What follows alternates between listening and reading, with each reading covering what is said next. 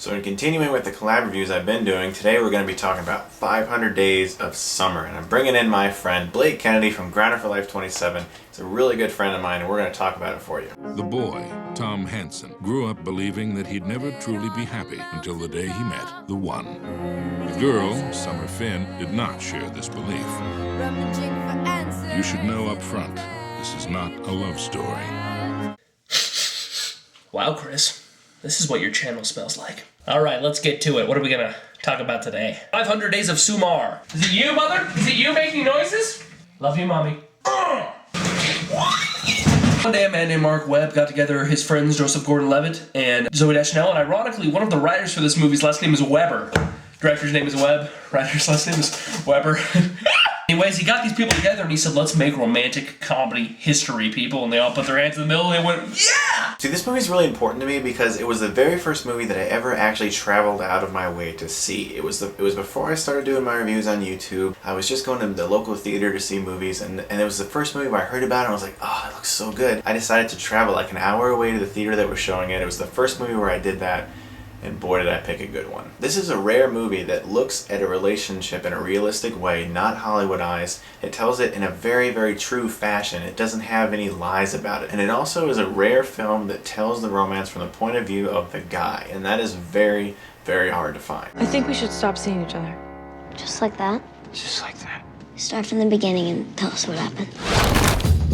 I tried to talk to her in the copy room. She's totally not having it. Maybe she was just in a hurry. And maybe she's an uppity, better than everyone super skank.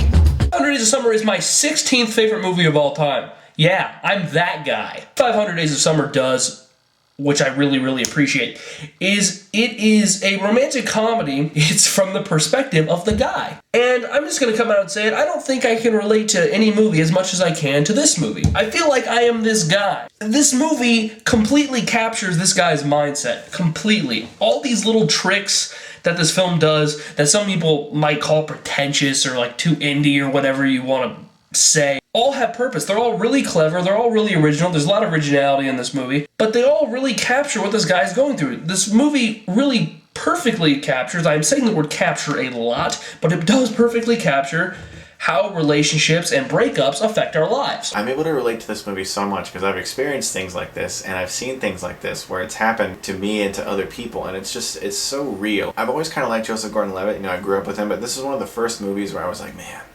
this guy's going to be something. Also, Marc Webb, who's now directing The Amazing Spider-Man, his tone of this movie, his stylistic view of the film, he has some excellent scenes in here, particularly one called Expectations versus Reality. I will never forget my first experience watching this movie. It meant so much to me when I was seeing the theater. Did you ever even have a boyfriend? Of course. What happened? Why didn't they work out? What always happens? Life.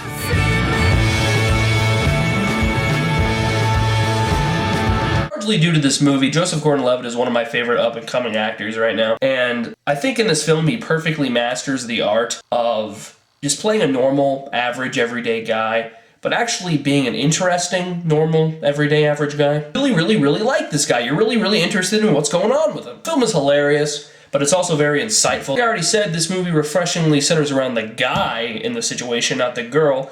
And it does that with actual sensitivity, not like a stereotypical guy, but a guy that actually has a heart, you know?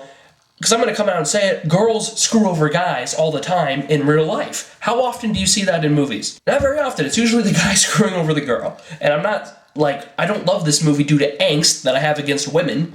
I think this movie is very, very honest in regards to its interpretation of these situations. It really changed my entire life, actually, because, like I said, it was the first limited release film that I sought out. That I was like, ooh, I gotta see that, and I followed it, and I figured out when it was coming to my area, and it was such a good movie to be able to start doing that on, because now I do it all the time, and it really helped me mature as a film goer.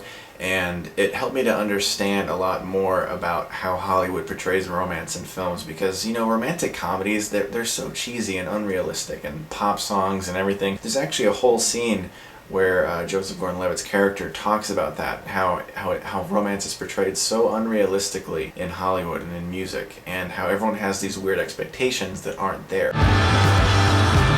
But get over her. I don't want to get over her. I want to get her back.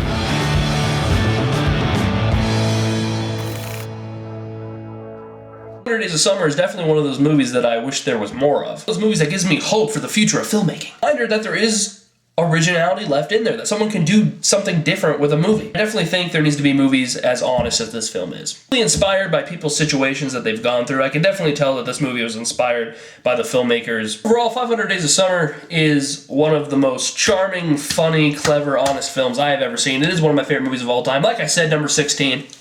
I definitely recommend everyone who has not had the chance to see it yet to see it. I know, quite the mouthful, right? It's one of my favorite movies of all time. I give it a 10 out of 10. I don't know what else there is to say.